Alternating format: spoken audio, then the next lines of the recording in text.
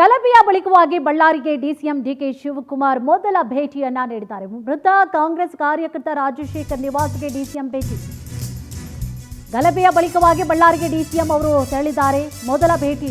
ಮೃತ ಕಾಂಗ್ರೆಸ್ ಕಾರ್ಯಕರ್ತ ರಾಜಶೇಖರ ನಿವಾಸಕ್ಕೆ ಡಿಸಿಎಂ ಅವರು ಭೇಟಿ ಕೊಟ್ಟಿದ್ದಾರೆ. ಗಲಭೆಯಲ್ಲಿ ಮೃತಪಟ್ಟಿದ್ದಂತಹ ರಾಜಶೇಖರ ಕುಟುಂಬಕ್ಕೆ ಡಿಕೆಶಿ ಅವರು ಸಾಂತ್ವನ ತಿಳಿಸಿದ್ದಾರೆ. ಡಿಕೆಶಿ ಭೇಟಿಯ ವೇಳೆಯಲ್ಲಿ ಜಿಲ್ಲಾ ಉಸ್ತುವಾರಿ ಸಚಿವ ಜಮೀರ್ ಖಾನ್ ಉಪಸ್ಥಿತರಿದ್ದರು. ಪಕ್ಕದಲ್ಲಿ ಅವರು ಕೂಡ ಜೊತೆಯಲ್ಲಿ ಸಾಥ್ ಕೊಟ್ಟಿದ್ದರು. ಮೃತ ಕಾಂಗ್ರೆಸ್ ಕಾರ್ಯಕರ್ತ ರಾಜಶೇಖರ್ ಅವರ ನಿವಾಸಕ್ಕೆ ಡಿಸಿಎಂ ಅವರು ಇವತ್ತು ಭೇಟಿ ಕೊಟ್ಟರು. ಗಲಭೆಯಲ್ಲಿ ಮೃತಪಟ್ಟಿದ್ದಂತಹ ರಾಜಶೇಖರ್ ಕುಟುಂಬಕ್ಕೆ ಡಿಕೆಶಿ ಅವರು ಸಾಂತ್ವನವನ್ನು ಕೂಡ ನೀಡಿದರು. ಜೊತೆಗೆ ಹಿಂಭಾಗದಲ್ಲಿ ಜಮೀರ್ ಅವರು ಕೂಡ ಇದ್ದಾರೆ. ಅವರಿಗೆ ಸಾಥ್ ಕೊಟ್ಟಿದ್ದಾರೆ ಇವತ್ತು ಡಿಕೆ ಶಿವಕುಮಾರ್ ಅವರಿಗೆ. ಇವತ್ತು ರಾಜಶೇಖರ್ ಅವರ ಕುಟುಂಬಸ್ಥರನ್ನ ಭೇಟಿ ಮಾಡಿದ್ರು. ವಿಚಾರ ಸಂಬಂಧವಾಗಿ ಮಾಹಿತಿಯನ್ನು ಕೂಡ ಪಡೆದುಕೊಂಡ್ರು. ಅವತ್ತು ಏನಾಯಿತು ಏನು ಎಲ್ಲದರ ಬಗ್ಗೆ ಮಾಹಿತಿ ಇದೆ. ಆದರೂ ಕೂಡ ಕುಟುಂಬಸ್ಥರು ಮಾಹಿತಿಯನ್ನು ಕೂಡ ನೀಡಿದ್ರು. ಜೊತೆಗೆ ಸಾಂತ್ವನವನ್ನು ಕೂಡ ತಿಳಿಸಿದ್ದಾರೆ.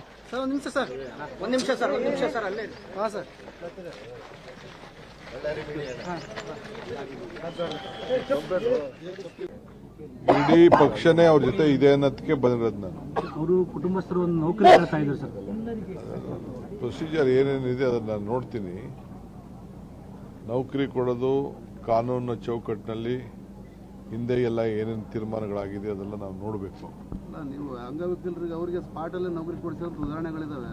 ನೀವುಗಳೇ ನಿಮ್ಮ ಕ್ಷೇತ್ರದಲ್ಲಿ ಸರ್ ಇದನ್ನ ಮಾಡ್ಬೋದಲ್ವಾ ಸರ್? ಇದಕ್ಕೆ ಏನು ನಿಯಮಾವಳಿಗಳು ನೋಡೋಣ. ನಿಮ್ಮ ಸಲಹೆ ಕೇಳ್ತಾ ಇದ್ದೀನಿ, ಕೇಳ್ಬಿಟ್ಟು ನೋಡೋಣ. ಇಡೀ ಪಕ್ಷನೇ ಅವ್ರ ಜೊತೆ ಇದೆ ಅನ್ನೋದಕ್ಕೆ ಬಂದಿರೋದು ನಾನು. ಅವರು ಕುಟುಂಬಸ್ಥರು ಒಂದು ನೌಕರಿ ಮಾಡ್ತಾ ಇದ್ರು ಸರ್. ಪ್ರೊಸೀಜರ್ ಏನೇನಿದೆ ಅದನ್ನು ನಾನು ನೋಡ್ತೀನಿ. ನೌಕರಿ ಕೊಡೋದು ಇದೇ ವಿಚಾರ ಸಂಬಂಧವಾಗಿ ಹೆಚ್ಚಿನ ಡೀಟೇಲ್ಸ್ ಅನ್ನ ಕೂಡ ನೀಡ್ತಾ ಹೋಗ್ತಾರೆ ನಮ್ಮ ಪ್ರತಿನಿಧಿ ವೀರೇಶ್. ಇವತ್ತು ಕಾಂಗ್ರೆಸ್ನ ಯಾವೆಲ್ಲ ನಾಯಕರು ರಾಜಶೇಖರ್ ಅವರ ಮನೆಗೆ ಭೇಟಿ ಕೊಟ್ಟರು, ಏನಿದೆ ಕಂಪ್ಲೀಟ್ ಮಾಹಿತಿ?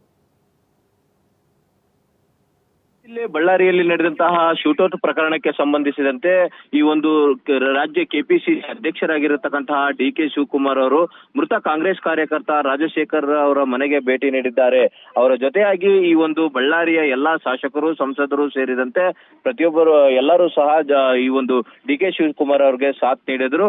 ಈ ಸಂದರ್ಭದಲ್ಲಿ ಮನೆಯವರಿಗೆ ಈ ಒಂದು ಸಾಂತ್ವನ ಹೇಳುವ ಕಾರ್ಯ ಮಾಡಿದಂತಹ ಡಿಕೆ ಶಿವಕುಮಾರ್ ಅವರು ಮುಂದಿನ ದಿನಗಳಲ್ಲೂ ಸಹ ಯಾವುದೇ ಕಾರಣಕ್ಕೂ ನಿಮ್ಮನ್ನು ನಾವು ಕಾಂಗ್ರೆಸ್ ಪಕ್ಷ ಕೈ ಬಿಡುವುದಿಲ್ಲ, ನಿಮ್ಮ ಒಬ್ಬ ಮಗ ತೀರ್ಕೊಂಡು ಹೋದ್ರೆ ಅವರ ಸ್ಥಾನವನ್ನು ತುಂಬುವಂತಹ ಕೆಲಸ ಮಾಡಕ್ಕಾಗ್ಲಿಲ್ಲ, ಆದ್ರೂ ನಿಮಗೆ ಏನ್ ಬೇಕೋ ಎಲ್ಲಾ ರೀತಿಯಾದಂತಹ ಸೌಲಭ್ಯಗಳನ್ನು ಒದಗಿಸುವ ಸಹಾಯಹಸ್ತ ನೀಡುವಂತಹ ಭರವಸೆಯನ್ನು ನೀಡಿದರು. ಅದರ ಜೊತೆಯಾಗಿ ಮತ್ತೆ ಈ ರೀತಿಯ ಘಟನೆ ನಡೆಯಬಾರದಿತ್ತು, ಏನೋ ದುರದೃಷ್ಟವಶಾತ್ ನಡೆದು ಹೋಗಿದೆ. ಈ ರೀತಿಯ ಘಟನೆಗಳು ಮುಂದಿನ ದಿನಮಾನಗಳಲ್ಲಿ ನಡೆಯದಂತೆ ನಿಗಾ ವಹಿಸಲಾಗುವುದು ಎನ್ನತಕ್ಕಂತಹ ಭರವಸೆಯ ಮಾತನ್ನು ಸಹ ಈ ಒಂದು ಹೇಳಿದರು. ತದನಂತರ ಅವರ ಅಕ್ಕ, ಈ ಮೃತ ರಾಜಶೇಖರ್ ಅವರ ಅಕ್ಕ ಆಗಿರತಕ್ಕಂತಹ ಉಮಾದೇವಿಯನ್ನು ಮಾತನಾಡಿಸಿದಾಗ ಸರ್ಕಾರ ಒಂದೇ ಅಲ್ಲ, ಕಾಂಗ್ರೆಸ್ ಪಕ್ಷ ಸಹ ನಮ್ಮನ್ನು ಕೈ ಬಿಡಲ್ಲ ಎನ್ನತಕ್ಕಂಥ ಮಾತನ್ನು ಹೇಳಿದೆ. ಸರ್ಕಾರದಿಂದಲೂ ಸಹ ಈ ಒಂದು ಸಹಾಯಧನವನ್ನು ನೀಡಲಾಗುವುದು ಎನ್ನತಕ್ಕಂಥ ಭರವಸೆಯನ್ನು ನೀಡಿದೆ.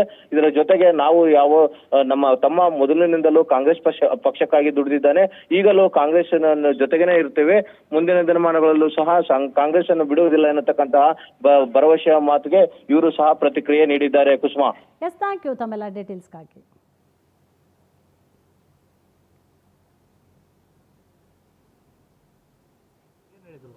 ನಾವು ನಿಮ್ಮಿಂದ ಹಿಡಿತೀವಿ, ನಿಮಗೆ ಅನ್ಯಾಯ ಮಾಡೋದಿಲ್ಲ, ನಿಮ್ಮ ಕೈ ನಾವು ಹಿಡಿತೀವಿ ಅಂತ ಹೇಳಿದಾರೆ ಸರ್.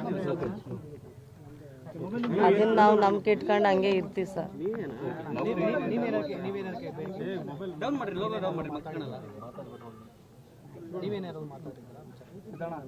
ಏನು ಮಾತಾಡಿಲ್ಲ ಸರ್.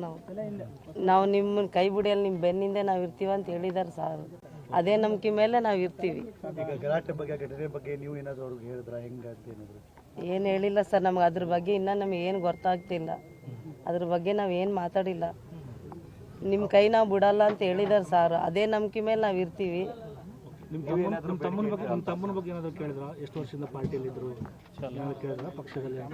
ಅದೇ ಕಾಂಗ್ರೆಸ್ ಕಾರ್ಯಕರ್ತ ಅಂತ ಕೇಳಿದ್ರು. ಹೌದು ಸರ್ ಅಂತಂದ್ವಿ.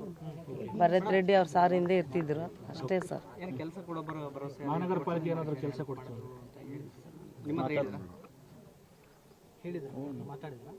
ಕೆಲಸದ ಬಗ್ಗೆ ಅದೇ ತಮ್ಮಗ್ ಕೊಡ್ತೀನಿ ಅಂತ ಹೇಳ್ಯಾರ ಸರ್ ಕೆಲಸ ಮುನ್ಸಿಪಾಲ್ಟಿ ಅಲ್ಲ ಮುನ್ಸಿಪಾಲ್ಟಿ ಅಲ್ಲ ಎಲ್ಲ ಅಂತ ಹೇಳಿಲ್ಲ, ಕೊಡ್ತೀನಿ ಅಂತ ಹೇಳ್ಯಾರ ಅಷ್ಟೇ. ಈಗ ಇನ್ನೊಂದು ವಿಷಯ